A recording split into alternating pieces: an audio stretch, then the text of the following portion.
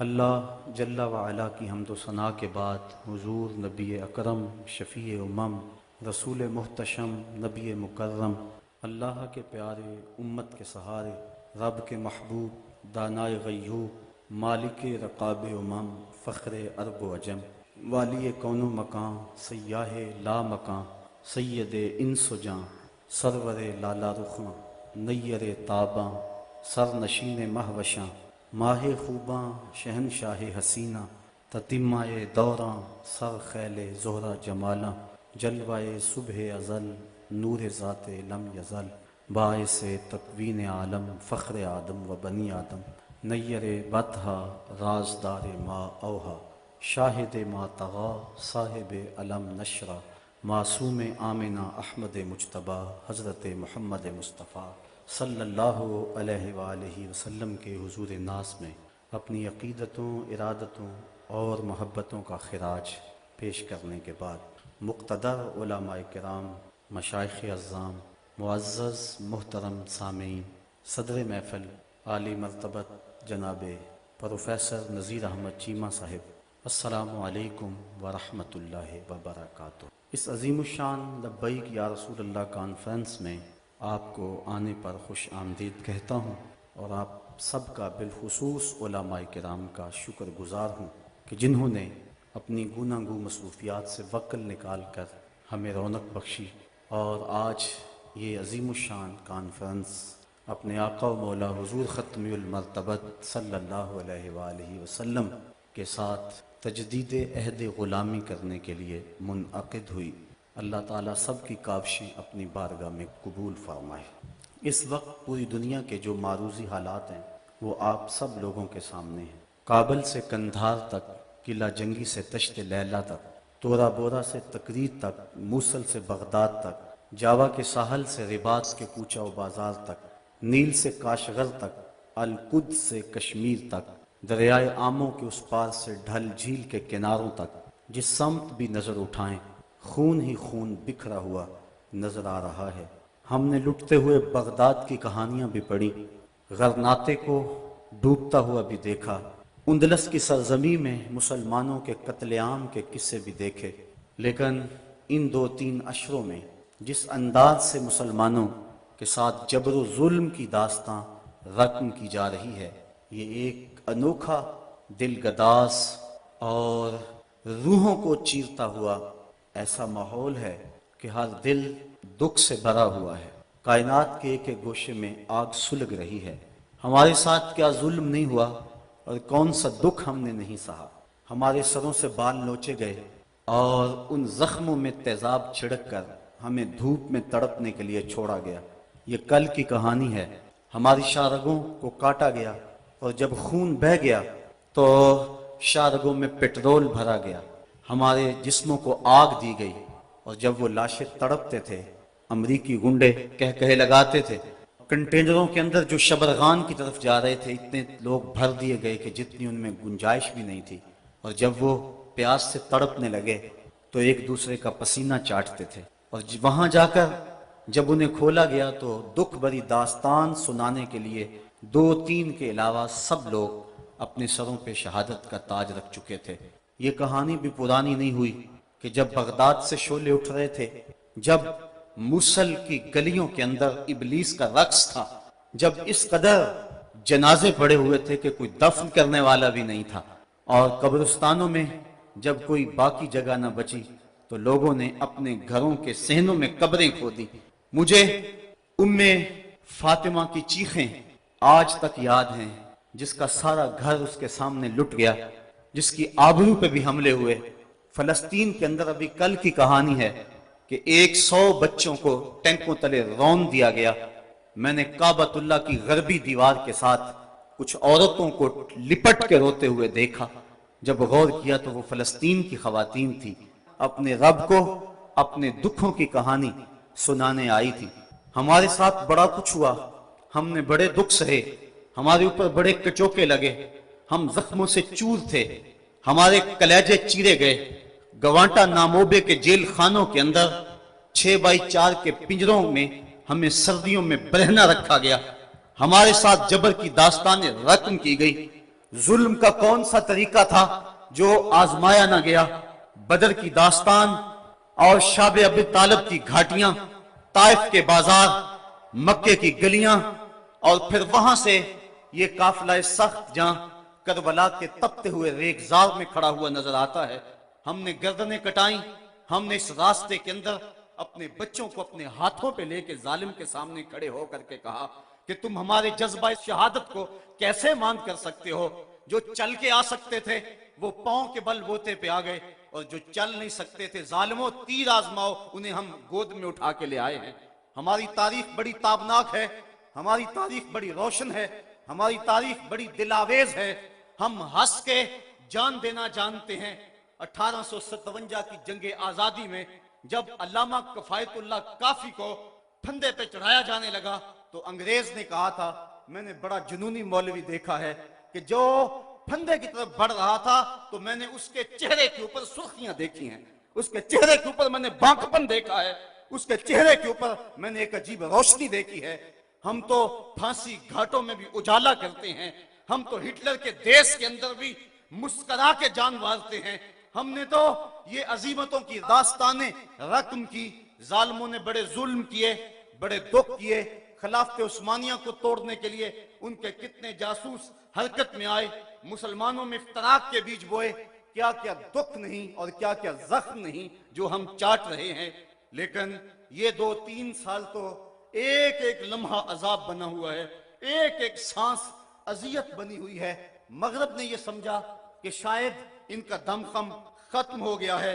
وہ سمجھتا ہے کہ مسلمان سیاسی عدم استحکام کا شکار ہے، ان کے حکمران استعمار کے اعلی کار ہیں، ان کی معیشت مفلوج اور دفاع کمزور ہو چکا ہے، لے دے کے ایک حب نبی کا جذبہ ہی رہ گیا ہے جو ان کے سینوں میں موجود ہے، اور وہ چاہتا ہے کسی طرح ان کے سینوں سے یہ جذبہ بھی نکال لیا جائے اور پھر انہیں مٹا دیا جائے یا انہیں اپنا غلام بنا لیا جائے۔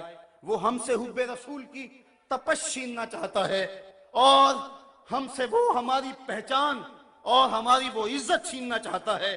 مغرب نے یہاں بھی ٹھوکر کھائی، اس نے حکمرانوں کے آئینے میں عوام کے چہرے کو دیکھا، اس نے سمجھا کہ ان میں زندگی کی رمق نہیں، اعصاب شل ہو گئے، دل بجھ گئے۔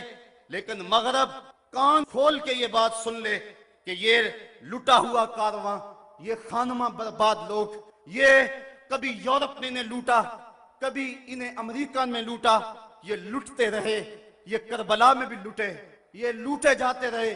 ان کے لٹنے کی کہانی بڑی دردناک بھی ہے اور بڑی طویل بھی ہے، لیکن مغرب سن لے کہ جب یہ خود لٹنے پہ آ جائیں تو پھر اپنا سودا کوچہ محمد میں کرتے ہیں، جب وہ خود لٹنے پہ آ جائیں تو پھر سب کچھ رسول کریم کی ناموس کے لیے قربان کرنے کے بعد بھی یہ کہتے رہ جاتے ہیں، کروں تیرے نام پہ جاں فدا، نہ بس ایک جاں 2 جہاں فدا، 2 جہاں سے بھی نہیں جی بھرا، کروں کیا کروڑوں جہاں نہیں۔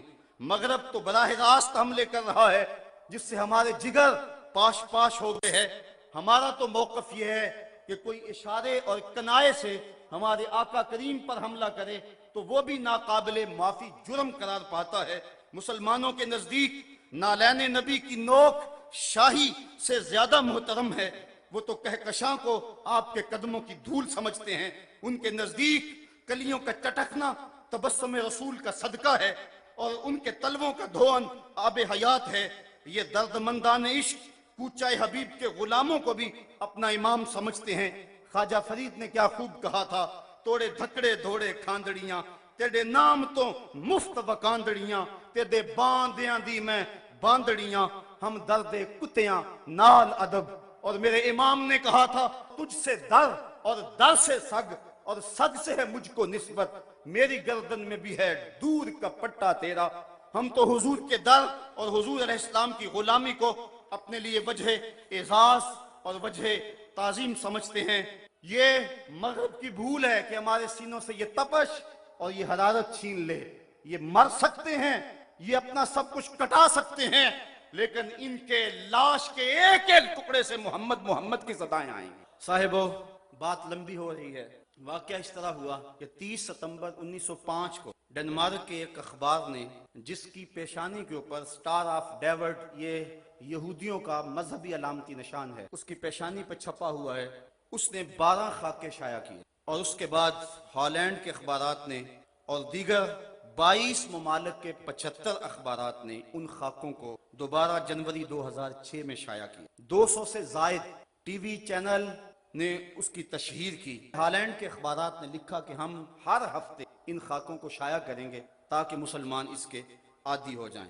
اٹلی کے ایک بدبخت وزیر نے خاکوں والی ٹی شرٹ پہنی اور اپنی قوم سے کہا کہ اس کو رواج دیا جائے تاکہ مسلمانوں کے جذبات مجروح۔ یہ خاکے یہودی کارٹونسٹ ویسٹر گارڈ نے بنائے اور اس نے مختلف اخبارات کو 11 اسلامی ممالک کے سفیر ڈنمارک کے وزیر اعظم کے پاس احتجاج لے، لیکن اس بدبخت نے ان کو ملنے سے انکار کر۔ 27 مسلمان تنظیموں کے 17,000 افراد نے اپنے دستخطوں کے ساتھ ایک یادداشت مرتب کر کے ڈنمارک وزیر اعظم کو بھیجی۔ اس نے اس کو وصول کرنے سے بڑی ڈٹائی کے ساتھ انکار کیا۔ ٹونی بلیئر اور بش نے ڈنمارک کے وزیر اعظم کو فون کر کے کہا کہ جھکنا نہیں، ہم تمہارے ساتھ ہیں۔ تو اس پر 14 فروری کو ڈیلی ٹائمز نامی ایک اخبار کو انٹرویو دیتے ہوئے ڈینش وزیر اعظم نے کہا عالم اسلام اس بات کو سن لے، اور میں ان کو یہ باور کرانا چاہتا ہوں کہ ہم تنہا نہیں ہیں، ہماری پشت پہ اور استغفار کرنے والا اور گناہ کے اوپر وہ جمع ہوا ہے لیکن گناہ نہیں چھوڑتا اور استغفار کیے جا رہا ہے۔ فرمایا وہ ایسا ہے جس طرح اپنے رب سے مذاق کر رہا ہے۔ تو توبہ کی حقیقت تو یہ ہے کہ انسان عزم مصمم کرے کہ دوبارہ میں یہ گناہ نہیں کروں گا۔ جس طرح تھنوں میں دودھ کو واپس کرنا مشکل ہوتا ہے، اس طرح اس کا گناہ کی طرف لوٹنا مشکل ہو۔ تو حضرت علی المرتضیٰ رضی اللہ تعالیٰ عنہ نے فرمایا کہ سچوں والی توبہ کر، جھوٹوں والی توبہ نہ کر۔ اس نے عرض کی حضور آپ بتائیں سچوں والی توبہ کیا ہے؟ تو حضرت علی المرتضیٰ رضی اللہ تعالیٰ عنہ نے فرمایا سچوں کی توبہ کی 6 شرائط ہیں۔ پہلی شرط یہ ہے کہ گناہ پر ندامت اختیار کی جائے، جو سابق گناہ کیے ہیں اس پہ شرمندگی ہو۔ اور ایک روایت میں آتا ہے حقیقت التوبۃ الندم، توبہ کی حقیقت شرمندگی ہی ہے۔ جب بندہ شرمندہ ہو جائے تو یہ توبہ کا روپ ہے اور یہ توبہ کا انداز ہے۔ تو کہا پہلی چیز سابقہ گناہوں سے توبہ کر۔ دوسری بات جو فرائض رہ گئے ہیں ان کی قضا کر۔ توبہ کرنے سے پچھلی نمازیں اور جو فرائض اور روزے رہ گئے ہیں وہ معاف نہیں ہو جاتے، بلکہ توبہ تو اس بات کی ہے کہ جو وقت پہ میں نہیں پڑھ سکا اے اللہ وہ مجھے معاف کر دے، آئندہ میں وعدہ کرتا ہوں کہ جو میرے ذمے قرض ہے میں اس کو ادا کروں گا، اور نمازیں، روزے اور دیگر جو تیرے حقوق ہیں میں ان کو ادا کروں گا۔ تو فرائض جو رہ گئے ہیں ان کی قضا کرے۔ تیسری شرط کسی کا قرض دینا ہو تو اس کو ادا کرے۔ چوتھی شرط کسی کے ساتھ جھگڑا کیا ہوا ہو تو اس سے معذرت کرے۔ پانچویں شرط جس طرح توبہ سے قبل گناہ کر کر کے اپنے نفس کو موٹا کیا اور قوی اور طاقتور بنایا، اب توبہ کا حق یہ ہے کہ تو اللہ کی اطاعت اور فرما برداری کر کے نفس کو ایسے ہی کمزور کر اسے رگڑا دے۔ اور چھٹی شرط یہ ہے کہ آئندہ گناہ نہ کرنے کا عزم مصمم کر لے۔ کہا اگر یہ 6 شرطیں تیری توبہ کے اندر موجود ہیں تو وہ تو سچا توبہ کرنے والا ہے، ورنہ تو زبان سے استغفار پڑھنے والا ہے، تیری توبہ سچی نہیں ہے۔ تو توبہ سچی یہی ہے کہ انسان خلوص کے ساتھ ان شرائط کے ساتھ اللہ کے حضور رجوع لائے۔ اور جب بندہ اللہ کے حضور رجوع لے آتا ہے تو پھر اس کے گناہ جتنے مرضی ہوں اللہ تعالیٰ معاف فرما دیتا ہے۔ آپ نے بنی اسرائیل کے اس شخص کا قصہ سنا ہوگا، کتب صحاح میں موجود ہے، بخاری و مسلم میں موجود ہے، کہ جس نے 99 قتل کیے تھے اور پھر اس کے دل میں احساس جاگا کہ میں بڑا ظلم کر بیٹھا ہوں۔ اس وقت کے ایک راہب کے پاس گیا جو عبادت گزار تھا، اس کو جا کے کہا میں 99 اشخاص کا قاتل ہوں، اب توبہ کے لیے دل میں آرزو پیدا ہوئی ہے۔ بتاؤ میرا رب مجھے معاف کر دے گا؟ تو اس نے کہا نہیں، اتنے قتل اور معافی یہ کیسے ہو سکتا ہے، چونکہ وہ خشک زاہد تھا، علم کے نور سے مالا مال نہیں تھا۔ اس نے کہا نہ معافی نہیں ہے۔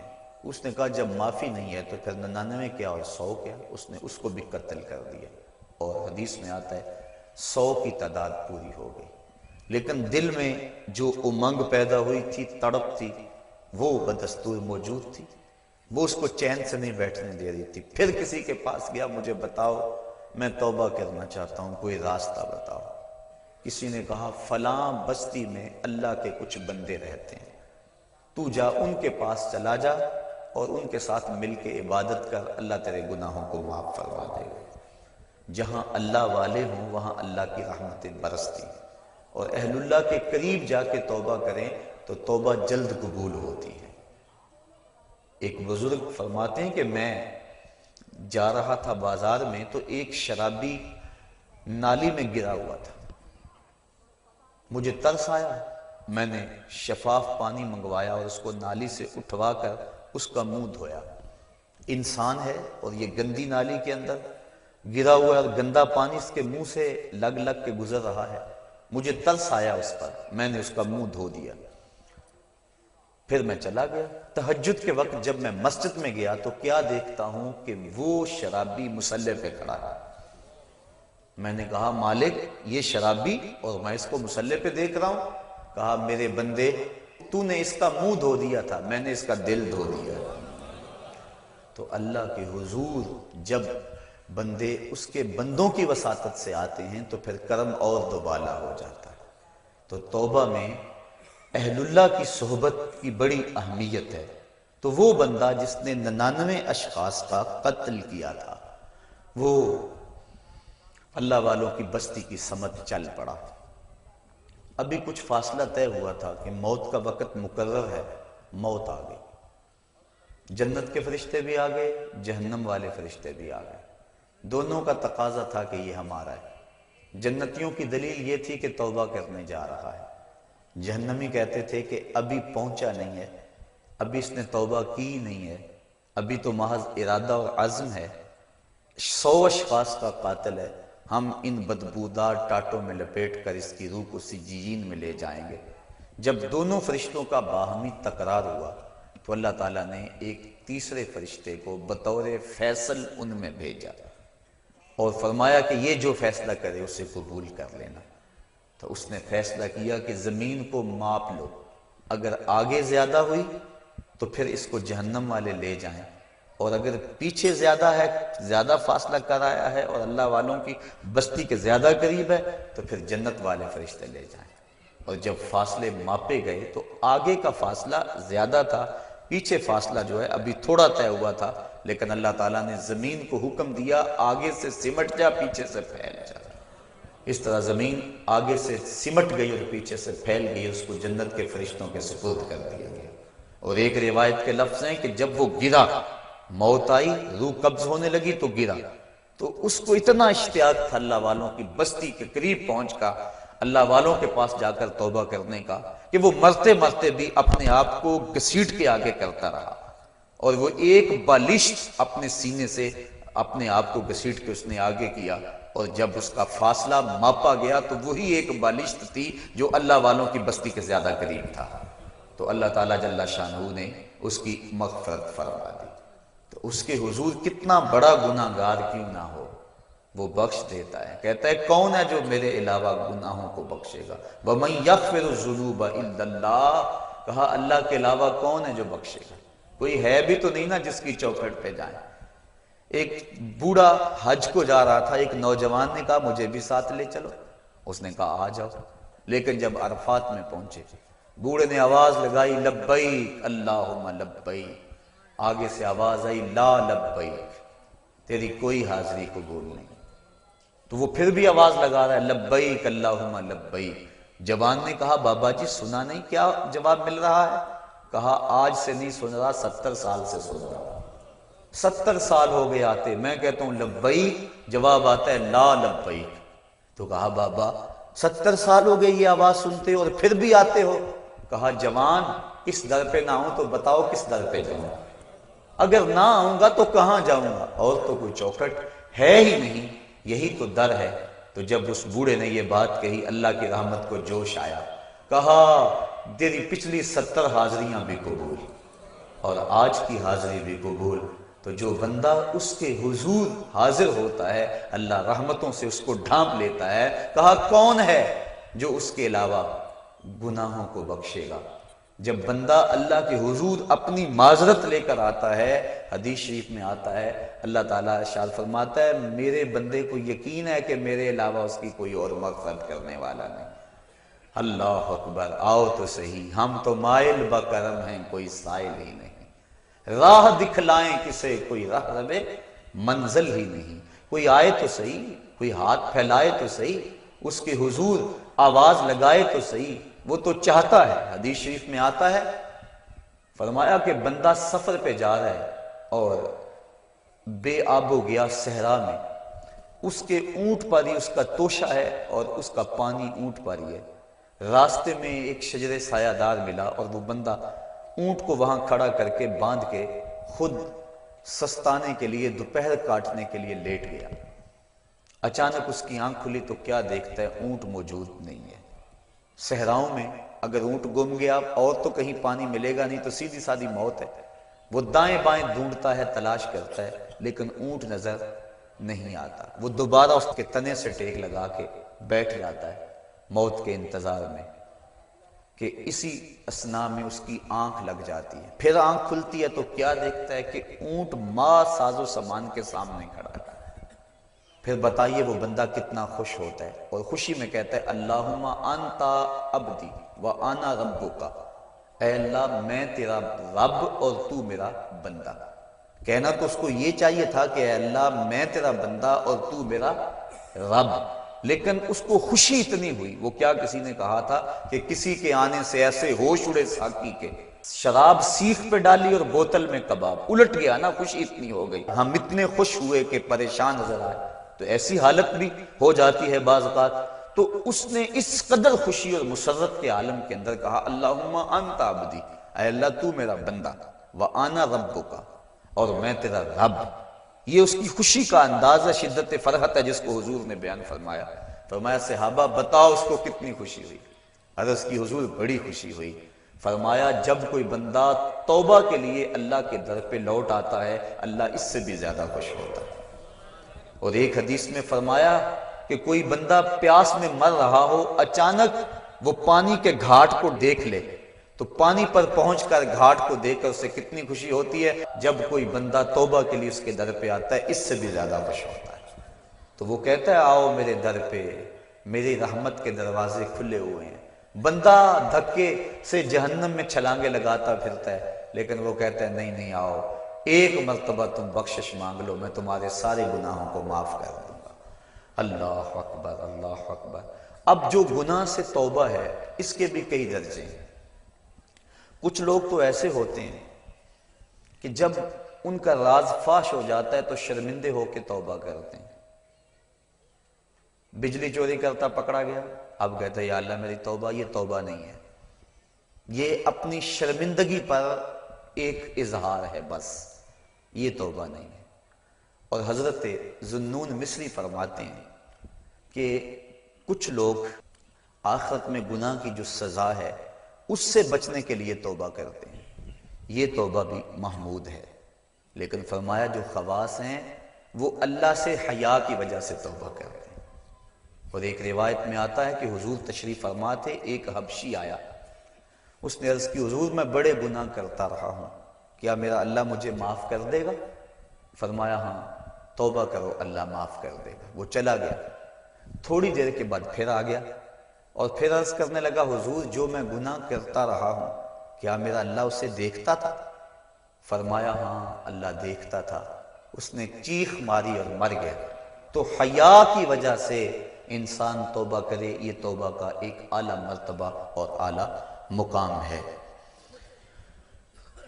جب انسان گناہ کرتا ہے تو حدیث شریف میں آتا ہے کہ 4 گواہیاں پیدا ہو جاتی ہیں۔ جب کوئی بھی گناہ کرتا ہے تو 4 اس کے گواہ بن جاتے ہیں۔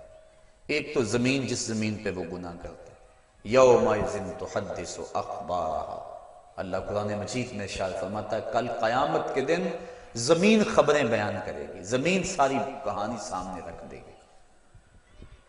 اللہ اکبر، یوم تبلی السرائر فما لہ من قوت ولا ناصر، اس دن سارے راز کھول دیے جائیں گے، ہر شے تشت ازوام ہو جائے گی۔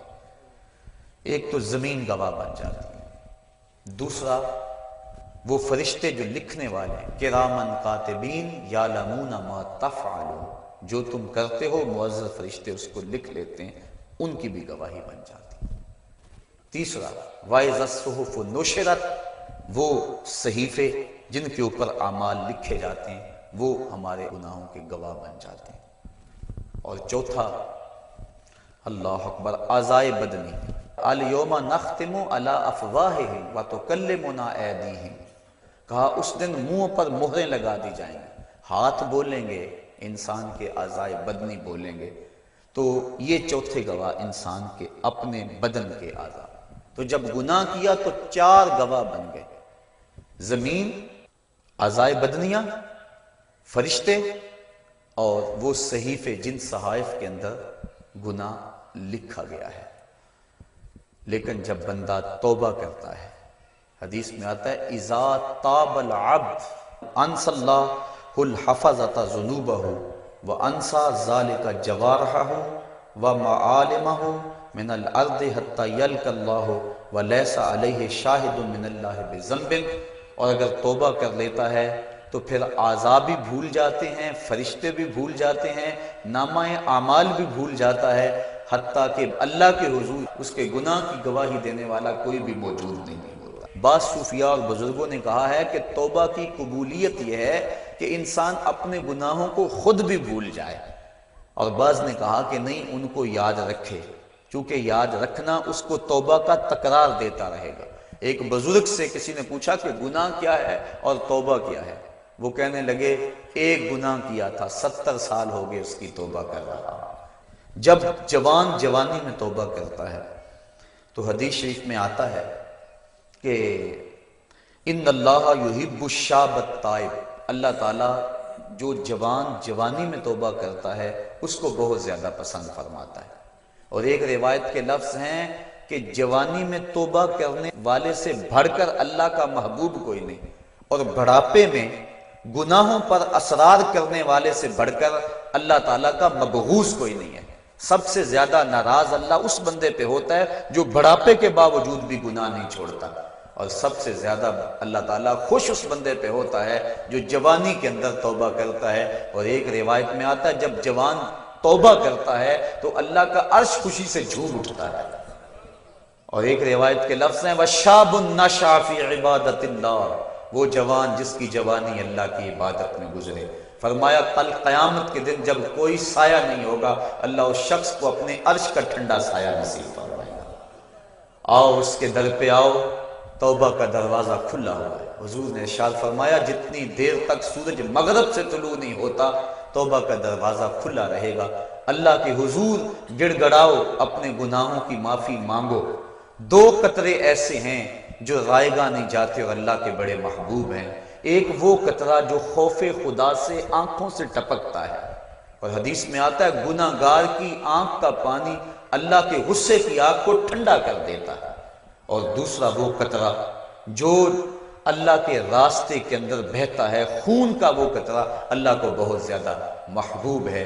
تو وہ آنکھ جو اللہ کے خوف میں روتی ہے، جس کو اللہ کے خوف نے رلا دیا، لا خیر فی عین لا تبکی من خشیت اللہ، اس آنکھ میں کوئی بھلائی نہیں ہے جو اللہ کے خوف میں روتی نہیں۔ اور وہ آنکھ جو اللہ کے خوف میں روتی ہے، حدیث میں آتا ہے اگر کوئی شخص خوف خدا میں رویا اور اس کی آنکھ کے جو بال ہیں پلکوں کے، ان میں سے ایک بال کی جڑ بھی بھیگ گئی، قیامت کے دن اگر اس شخص کو جہنم کا حکم ہوا تو وہ بال کھڑا ہو جائے گا، عرض کرے گا یا اللہ یا مجھے نکال لے یا اسے جنت عطا کر دے، اور اللہ اس بال کو تو نہیں نکالے گا لیکن جس کا بال ہوا اس کو اللہ جنت کا مسافر بنا دے گا۔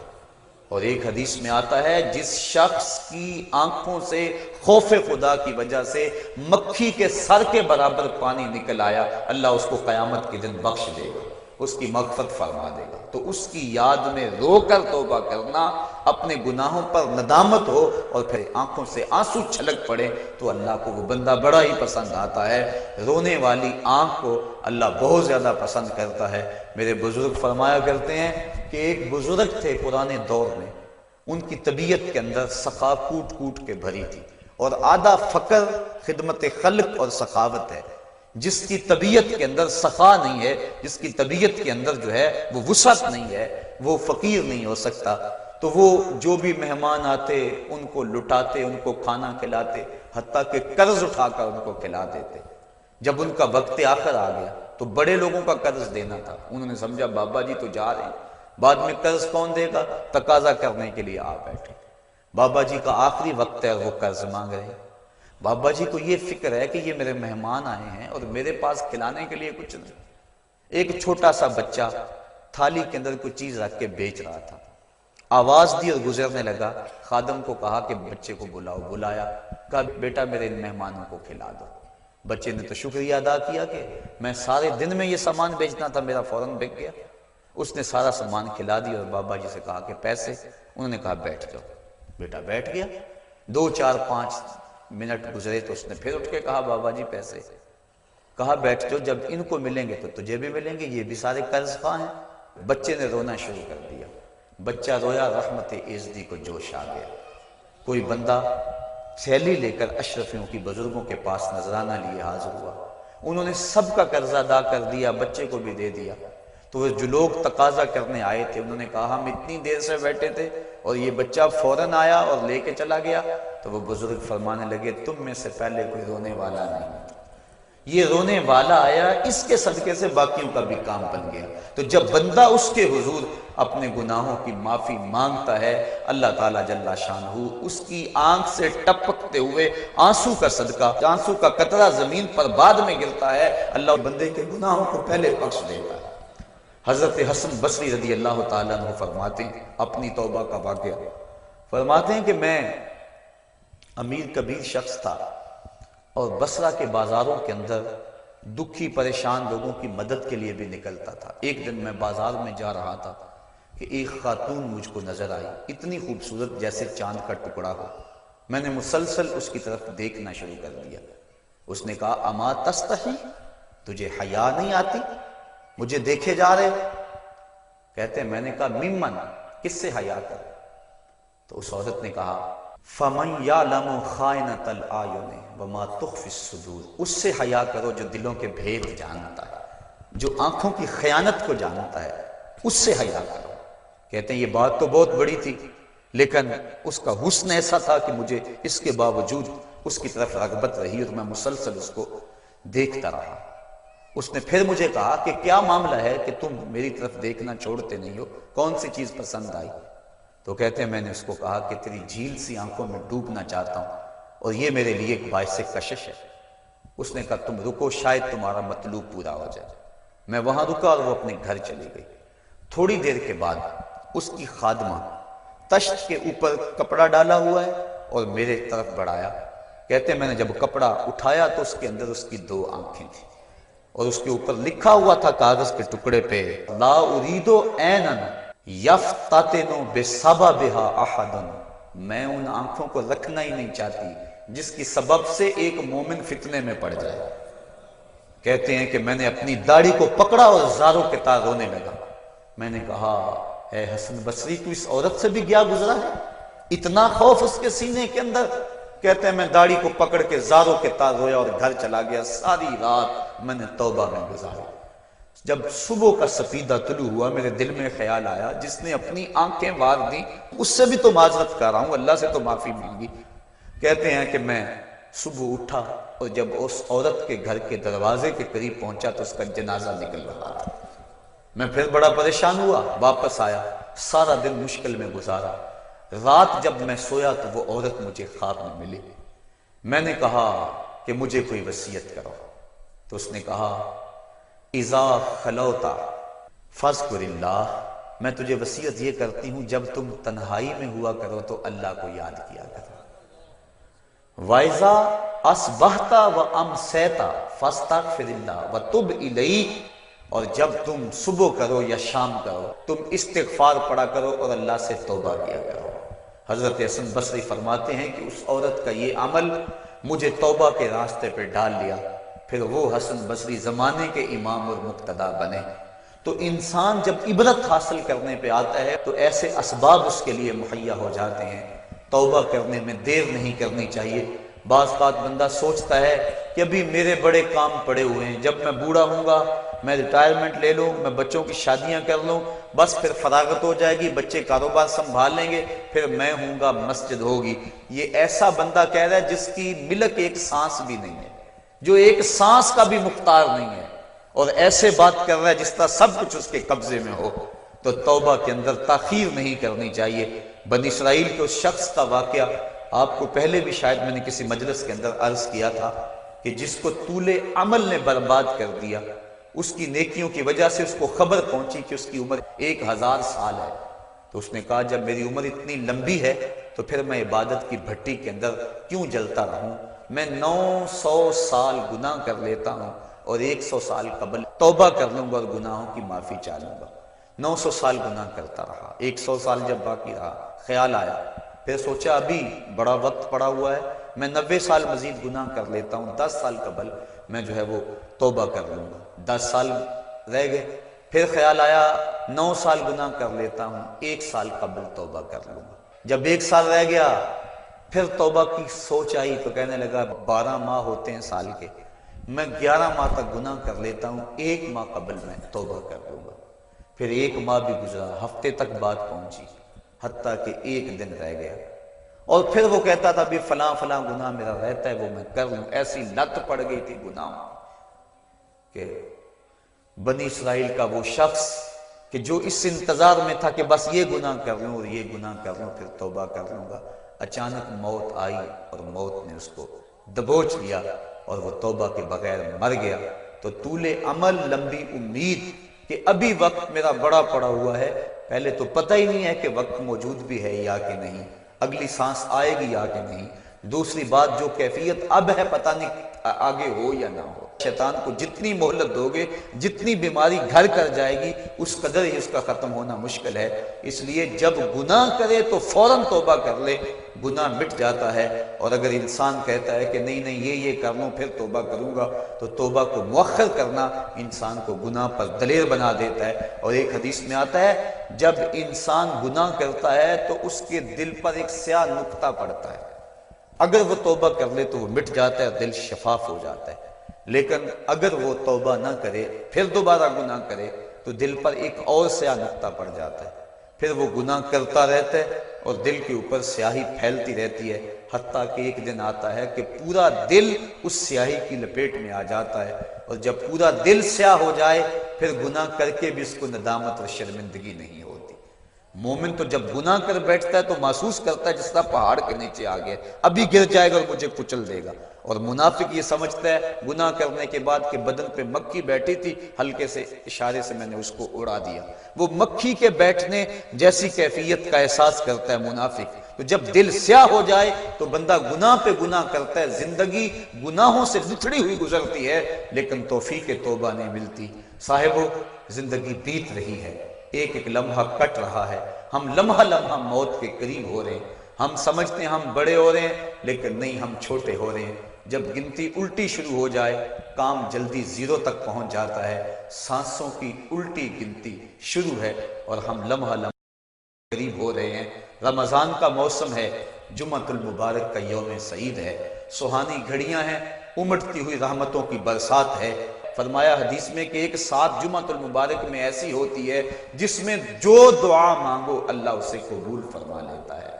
اور حضرت عبداللہ ابن مسعود رضی اللہ تعالیٰ عنہ فرماتے ہیں کہ جس نے وضو کیا اور اچھا وضو کیا اور اس کے بعد 2 رکعت نوافل ادا کیے اور اس کے بعد دعا استغفر اللہ العظیم الذی لا الہ الا هو الحی القیوم واتوب الیہ، کہتے جس نے اس دعا کو پھر پڑھ لیا، اگر اس کے گناہ ہیں وہ سمندر کی جھاگ کے برابر بھی ہو، اللہ سارے معاف فرمائے۔ مالک تو گناہوں کو معاف کرنے والا ہے۔ ہم ہی جہنم میں چھلانگے لگا رہے ہیں، لیکن وہ تو کہتا ہے آجو میری رحمت کے دروازے کھلے ہوئے ہیں، اسیاں سے کبھی ہم نے کنارہ نہ کیا، تو نے بھی مگر دل آزردہ ہمارا نہ کیا، ہم نے تو جہنم کی بہت تدبیر کی، تیری رحمت نے لے کر گوارا نہ کیا۔ اس کی رحمتیں بندے کو آوازیں دے رہی ہیں، یا ایھا الانسان ما غرک بربک الکریم، اے انسان تجھے کریم رب کے دروازے سے کس نے ہٹا دیا؟ الذی خلقک فسواک فعدلک فی ای صورت ما شاء رکبک، جس نے تجھے پیدا کیا، جس نے تجھے تخلیق کیا، تجھے حسن اور جوانی دی، تیرے اعضاء کو توازن اور اعتدال دیا۔ ذرا دیکھ تو صحیح، ماضی کو جھانک کر کے تو دیکھ، تیرے ہاتھ تھے پکڑنے کا سلیقہ نہیں تھا، تیری ٹانگیں تھی چلنے کا طریقہ نہیں تھا، تیری زبان تھی بولنے کا اسلوب تجھے نہیں آتا تھا، تو دودھ بھی مانگنا ہوتا تو روتا تھا۔ ہم نے تیری ماں کے سینے میں تیرے لیے پیار ڈال دیا۔ اگر ماں کے سینے میں پیار نہ ڈالتے بتا تو بچہ تھا، تیری گندگی سے لتھڑ جاتا تھا، ماں صاف کرتی تھی۔ اگر ماں کے سینے میں یہ پیار نہ ہوتا تجھے کیڑے پڑ جاتے۔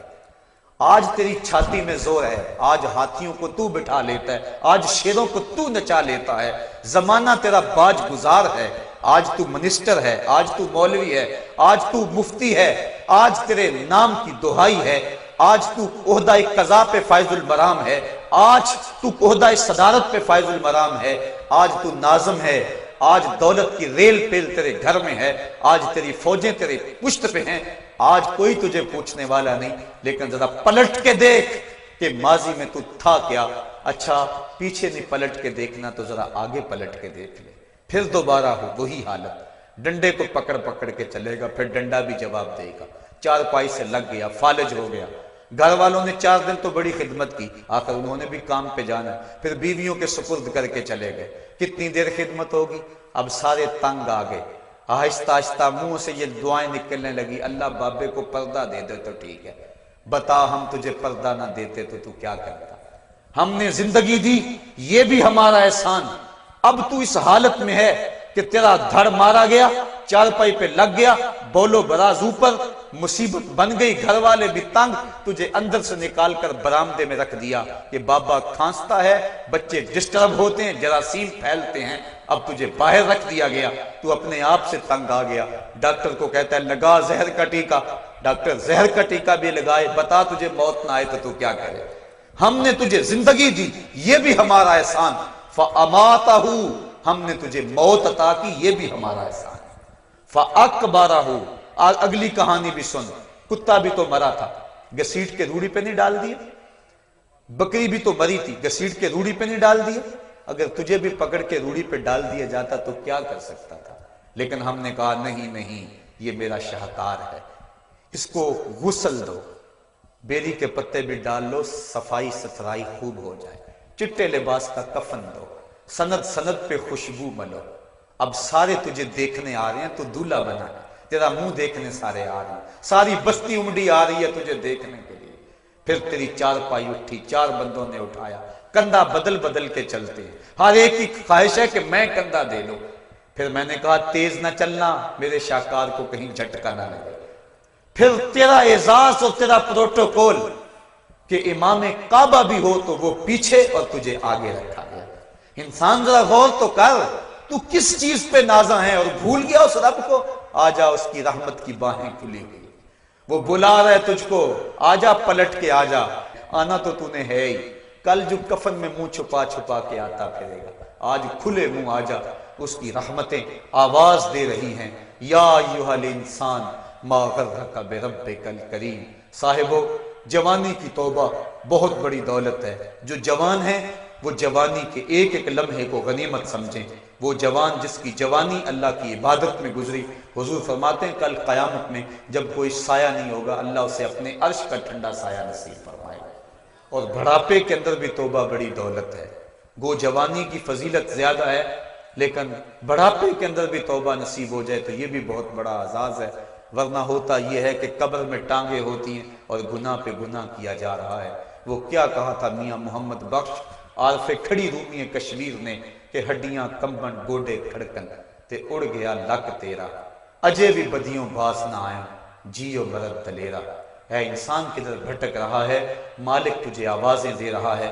کبھی بھاگے ہوئے کو بھی یوں آوازیں دی جاتی ہیں، کبھی در چھوڑ کے بھاگنے والوں کو بھی یوں بلایا جاتا ہے، لیکن کہتا ہے توبو اللہ، آ جاؤ، میری رحمت کے دروازے کھلے ہوئے ہیں، ابھی مغرب سے سورج طلوع نہیں ہوا، میرے بندے جب تو توبہ کا ہاتھ پھیلائے گا میں تیرے گناہ جو ہیں وہ فرشتوں کے خیالوں سے بھی مٹا دوں گا، نامہ اعمال سے بھی مٹا دوں گا، جو زمین گواہ بنی ہے وہ بھی گواہی دینا بھول جائے گی، تیرے اعضاء بھی بھول جائیں گے، گناہ تجھے بھی یاد نہیں رہیں گے، اور ان چار گواہوں کو یاد نہیں رہیں گے۔ کل قیامت کے دن جب رب کے حضور ملے گا تو کوئی گواہ تیرے گناہوں کا موجود نہیں ہوگا۔ آ تو صحیح، جھولی پھیلا تو صحیح، ہم تو مائل بکرم ہیں کوئی سائل ہی نہیں، ہم تو مائل بکرم ہیں کوئی سائل ہی نہیں، راہ دکھلائیں کسے کوئی رہ روے منزل ہی نہیں۔ آؤ، توبہ کا دروازہ کھلا ہے، اس کی رحمتوں کا دروازہ واہ ہے، اس کی کرم نوازیاں تمہیں آواز دے رہی ہیں، جھجک آتی ہے اس کے در پہ آتے ہوئے، چلو میرے نبی کا وسیلہ لے کر آ جاؤ۔ وَلَوْ أَنَّهُمْ إِذْ ظَلَمُوا أَنفُسَهُمْ جَاءُوكَ، اگر تم گناہ کر بیٹھے ہو، اپنی جانوں پہ ظلم کر بیٹھے ہو، آؤ تمہیں توبہ کا ایک اور راستہ دکھاؤں، آسان راستہ، کہ تم میرے نبی کی چوکھٹ پہ آؤ اور یہاں آ کے معافی مانگو، پھر میرا نبی تمہارے لیے ہاتھ اٹھا دے۔ تم تو معافی مانگنے آئے تھے، لَوَجَدُ اللَّهَ تَوَّابًا رَحِيمًا، توبہ تو ملنی ہی ملنی ہے، نبی کو ساتھ لے آئے ہو، میں رحمت بھی فرما دوں گا، اضافی رحمت اپنی جانب سے فرماؤں گا، آؤ تو صحیح میری چوکھٹ پہ۔ اللہ کے محبوب کی چوکھٹ پہ صحابہ آیا کرتے تھے، اور محبوب کے جب ہاتھ اٹھتے تو پھر دعائیں قبول ہوتی، توبہ کے دروازے کھل جاتے اور اللہ کی رحمتیں برستی۔ ابو لبابہ کی توبہ کا واقعہ کتب حدیث کے اندر موجود ہے، اور دیگر صحابہ کی توبہ کے واقعات موجود ہیں۔ حضور کے انتقال کے بعد حضور کی قبر پہ چلے جاؤ، امام عطابی کہتے ہیں کہ میں حضور کے روضے پہ بیٹھا تھا، ایک دیہاتی آیا اور حضور کے روضے پہ کھڑا ہو کے کہنے لگا، حضور میں گناہوں کی بخشش کے لیے آیا ہوں اور بغیر مغفرت کے تو نہیں جاؤں گا۔ کہتے ہیں وہ اس قدر فریاد کرتا رہا، روتا رہا کہ مجھے اس کی حالت پہ ترس آ رہا تھا۔ جب وہ چلا گیا میری آنکھ لگ گئی، آنکھ لگی تو خواب میں حضور کی زیارت نصیب ہوئی، اور آقا کریم نے فرمایا قم یا عتابی، عتابی اٹھو اور اس عرابی کو تلاش کرو، اور جب مل جائے تو میری طرف سے جنت کی بشارت دے دو۔ اور صاحب مدارک نے ایک روایت لکھی ہے کہ ایک شخص حضور کے روضے پہ آیا اور حضور کے مبارک روضہ کی مٹی کو، تربت نور کو اپنے سر میں ڈال رہا ہے، اور کہتا ہے میں تو گناہوں کی بخشش کے لیے آیا ہوں۔ یہ حضور کے انتقال سے 3 دن کے بعد کا واقعہ ہے۔ وہ کہتا ہے میں تو مغفرت کے بغیر جانا ہی نہیں ہے۔ وہ تو چلا گیا لیکن یہ جم کے بیٹھ گیا، غنی کے در پہ ڈیرے جما دیے، کہا میں تو نہیں جاؤں گا جب تک میری مغفرت نہ ہو۔ فنودی من القبر انہ قد غفر لک، صاحب مدارک لکھتے ہیں گنبد خضرا سے آواز آئی، جا تیرے گناہوں کو معاف کر دیا گیا، مجرم ہو تو منہ اشکوں سے دھوتے چلے آؤ، آؤ در تواب پہ روتے چلے آؤ۔ قرآن میں مذکور ہے بخش